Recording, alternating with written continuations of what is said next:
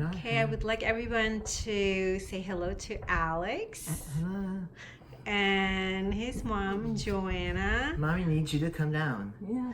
Why should I come I downstairs? just want you to sit here with me for a little bit, okay? Just for a little bit. So, I have some questions for Joanna.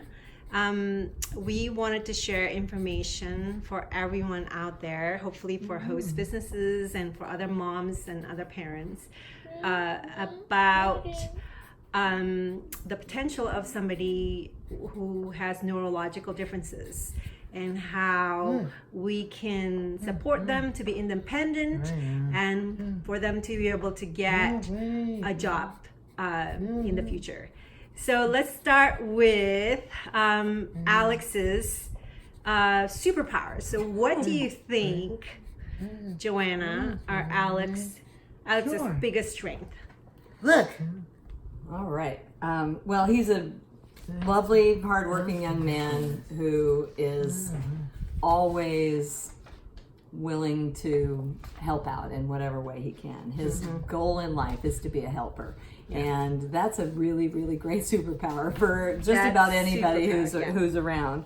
You know, he's polite and considerate, and he's enthusiastic about doing chores and organizing things. He always sometimes organizes things in ways I don't understand, but he always is looking for ways to keep track of stuff and inventory, and he learns pretty quickly. He's a quick learner. And he's very cooperative. He reads well, and he's a great speller and things like that. So he likes to. He's always prompt, and he's always likes to keep to his. Come here for a minute. Yeah, I did. Come here for a Thank you minute. for sitting here with me. You're welcome. So he has many superpowers. Many superpowers. He also loves to give people compliments. He does love to give people compliments. He's like the best compliment giver. Please come downstairs. Yeah. Okay. So Alex. what are some obstacles for Alex right now? The things he struggles with most are uncertainty and social communication. He doesn't want to chat with people. He just wants to get down to whatever it is. Get down to business. Get down to Like, business. what do you expect of me? Let me get to it. Let me be done. And so he's very sort of task oriented. So if things aren't clear, if things are too vague, the gray areas are hard for him to process. Okay. But Alex has his own home business. Maybe you can share with us a little bit about that. Does. When he finished up with school, we started a business. It started as a toffee making business, and we have a cottage food license, and it was a recipe that he could make and be a part of, and so we started that to give him something to do, and we make lots of delicious toffee, a lot during the holidays, but we've also expanded that business to include artwork and greeting cards that feature his calligraphy. And he's doing right now, he's writing the quotes out, which we'll scan and use to incorporate into the cards that we make. So it's turned into a great business. We have 10 shops around the Bay Area that carry his cards, and we sell 200 to 300 cards a month. And so that keeps us busy. There's a big stack of them, and he helps with many of the steps along the way, but mostly he's the artistic talent. So So those are the different types of home businesses that he does, but he also does volunteer work. Yes, he does. Yes. So can you tell us a little bit about that? Well, he volunteers. He's sort of the super volunteer here in Milpitas. He volunteers 5 days a week at a variety of locations, at the food pantry, at the senior center, at the library, at the sports center, at the community center, and pretty much wherever anybody needs him. The Parks and Rec Department have adopted him as their mega volunteer, and it's great because they've given him lots of opportunity to do lots of different things. Oh, that looks good. Looking good, Alex. So the last question I have is maybe a message to the world, to other parents and the community, and for small businesses, potential host businesses, what do you want them to know in terms of opening doors to people with differing abilities? We talked a little bit about the label of high functioning and low functioning, and there's something not right about that. Right. Okay. People love to categorize, Label, but Alex is very difficult to categorize, as are other people with neurological differences.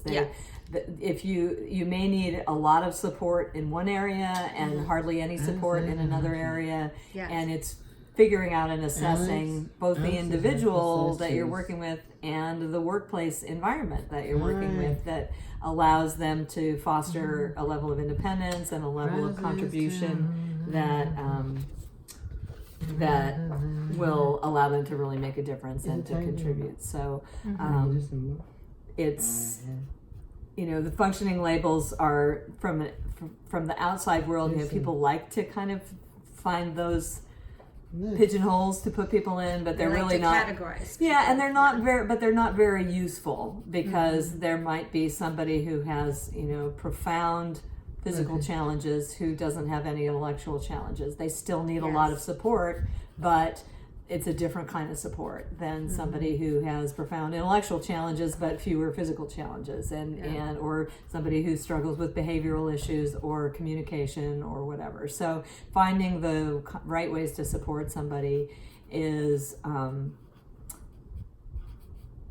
it's challenging, but it's not that complicated. It's like treat each individual like an individual. That's right. That you get to know the person first. Get to know them and what their needs are, and what works best for them. And that's usually that's a fairly straightforward process. Right. But it just needs to be done. You just can't make assumptions about somebody. So, he's got an autism diagnosis, but that's not all that he is. He's more, I would say, he's this being a helper is his superpower. That he just enthusiastically says, sure, every time someone asks him for help, and it's like he'll do it, and it brightens people's days. It's like he's not like a lot of 20-something-year-olds who would say I'll get to it later. When I say could you take out the recycling, he says sure. And when he says yes, he means it. And he means it. I think that's an amazing superpower. Right, Alex? Right. That's your superpower. That's right. That's right. You make me very proud. Yes. So to give him right now the opportunities to feel that he's being helpful, that he's connected to people in a way that is, he's not so socially connected to people, but he's connected by the work that he does and the help that he gives and the appreciation that he receives for giving that help. And that's a very, very powerful feeling, that he is, when we go around town, because he's volunteering in every little place, everybody's like, hey, Alex, hi, Alex. And I don't know these people. They're the ones that know him from the work that he does. And you can tell that they really like having him as a part of their team. And that's enough social connection for him. He doesn't want to like talk to somebody on the phone or anything like that. Oh, that's a big long one. But he does communicate well, and he does engage with people. So I think there are different ways to be social. Yes. And it's definitely for him it's typically a task-based social stuff. He's not going to just come and sit and chat tell me about your day. Right. Oh, this is a big long quote from Megan Rapinoe. So if you meet a family with a young child just recently diagnosed with something, a label, what is a message that you can send to the family? One, connect with other families. Don't isolate yourself. It's the hanging around people who get some of what you're going through is very motivating and powerful and supportive and all that. I need you to come down. And I'd like you to come. and also to, while you're being bombarded with information about all the things that your child can't do, your job is to think about all that they might be able to do and all that they can do. Because if they don't talk when they're 3, it doesn't mean they won't talk when they're 8.